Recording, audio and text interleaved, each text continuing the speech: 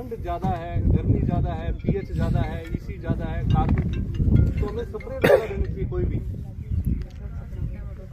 जब तक ड्रोन ना आए तब भी हमें, हमारे पास जो भी व्यवस्था है, हम कोशिश करें कि हम स्प्रे द्वारा उसको पोषित करें। फसल का रोटेशन चलाना बहुत जरूरी है।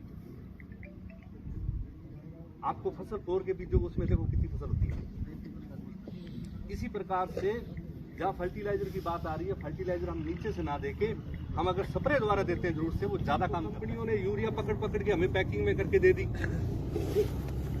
और जो जीव पैदा करने वाले थे नाइट्रोजन, उसकी मदद नहीं ली और पैकिंग की मदद लेनी शुरू कर दी। और वो पैकिंग जमीन के अंदर जो नाइट्रोजन वो पड़ा रहता है, उसके अंदर 50-60% जितनी भी खादें डालते हैं वो सारी आधी से ज्यादा जमीन में रहती है। माइक्रोब्स अपना अपना काम करते हैं, अपनी अपनी ड्यूटी निभाते हैं, और हमें भी अपनी ड्यूटी निभानी चाहिए कि हमारी क्या ड्यूटी है। हम उसके अंदर कैसे कार्बन को बनाए रखें, कैसे वो नमी सोच के रखेगा। किसी फसल को पानी ज्यादा नहीं चाहिए, वास्ता चाहिए उसको। मंच पर विराजमान कृषि अधिकारी, किसान भाइयों अपने यहाँ पे तो इकट्ठे हुए हैं, इसमें एक सबसे बड़ा तो एक माहौल बनता है खेती के अंदर, खेती की बातें करने का, सीखने का, सिखाने का। जा रहा था तो मिट्टी साथ नहीं देने वाली, जब उसको हम ढक देंगे तो फिर वो मिट्टी और ज्यादा बेनिफिशियल माइक्रोब साथ देते हैं।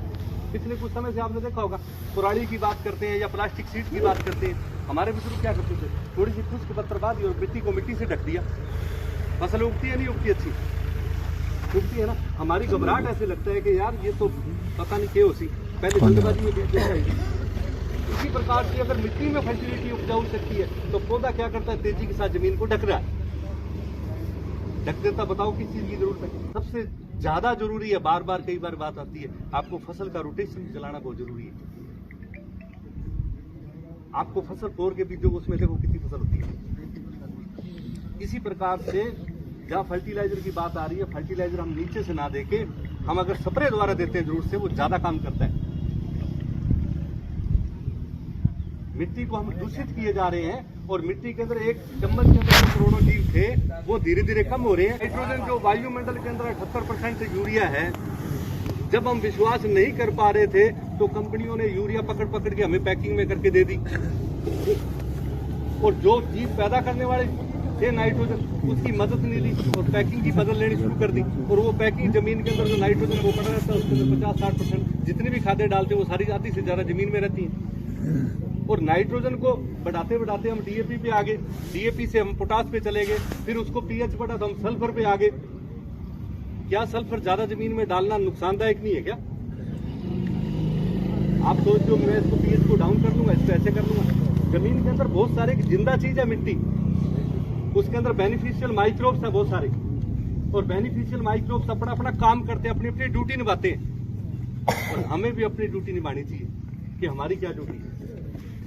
हम उसके अंदर कैसे कार्बन को बनाए रखें, कैसे वो नमी सोच के रखेगा। किसी फसल को पानी ज्यादा नहीं चाहिए, वास्ता चाहिए उसको। अगर आप ये कहावत चला दो ना, बोले पानी पकावा और पानी की मार की पानी का इन्हीं बजाय अगर ये चला दो कि बोलो पानी से बच जाओ, तो ज्यादा सफल हो जाओगे आप। कई बार आप कहावत चला देते हो, बोले लान में घान है, वो लान को घान की बजाय आप फसल की लान बना लो, वो ज्यादा कारगर है। ये नहीं कि बीज बढ़ा के लान में घान कर दो, ये हमारी मजबूरी है बीज बढ़ाना, क्योंकि अगर हम नहीं बढ़ाते तो पौधों की संख्या नहीं होती, तो जमीन ढकता ही नहीं पौधा। और हम उसकी जगह क्या कर रहे हैं, बीज बढ़ा के, या हम खरपतवार से बचने के लिए ये मजबूरी है हमारी बीज बढ़ा।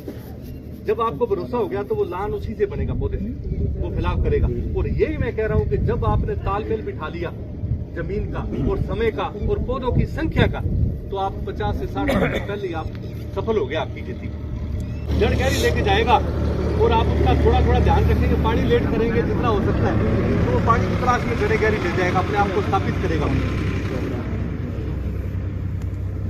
आप उस पर राउंड जरूर लगाएं, 11 बजे देखें, 3 बजे देखें, गर्मी में सर्दी में सुबह देखें, वो कोई दिक्कत नहीं है। पर आप जितना कर सकते हैं वो देखें। अगर हवा में नमी है, किसी दिन नमी कम है, तो आप जल्दबाजी में पानी ना लगाएं उसको। किसान फिर वही कहते हैं, उसको दिखता है तो वो करेगा। 18% नाइट्रेट फॉर्म की यूरिया उसके अंदर, पौधा कभी नाइट्रोजन नहीं लेता, उसको नाइट्रेट फॉर्म में लेता है।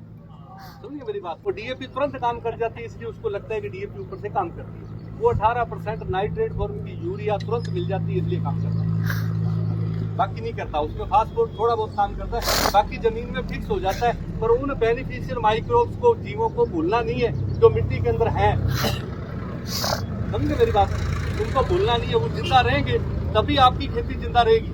आप स्प्रे के अंदर 6 एलिमेंट आते हैं ना, उसका स्प्रे करना इस बार में 6 एलिमेंट को बहुत सारी कंपनी कहते हैं, इसमें माइक्रो फूड भी आता है, उसका स्प्रे आप करना। आपको अभी उसमें 1 या 2 स्प्रे करने के बाद में आपकी गेहूं के अंदर वो फंगस की समस्या बहुत कम आएगी, नहीं आएगी। और अगर आप लूडोमोनास या आपको वो मिल जाता है बैसिलस को मल्टीप्लाई कर लें, गुड़ के पानी में मिल जाती है, सब जगह मिल जाती है, तो उसको आप मल्टीप्लाई कर लें और उसको साथ में मिला के करें, फंगस की समस्या नहीं आएगी। तो पहले से आप 2-2, 4-4 बीघे ही करें, सारे में मत करें, कोई जरूरी नहीं है, सारे में मत करें, आप थोड़ा थोड़ा करें। जो भी फंगीसाइड है वो zinc base, manganese base, copper base, ये सारे वही बेस है।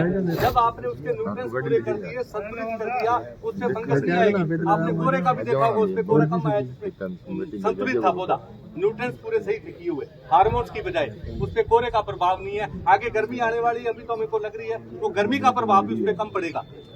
तो आप पौधे की केयर करना, मिट्टी की केयर करना, पानी की केयर करने की बात हो रही है, उसका बचाव करें। ठीक है जी, धन्यवाद।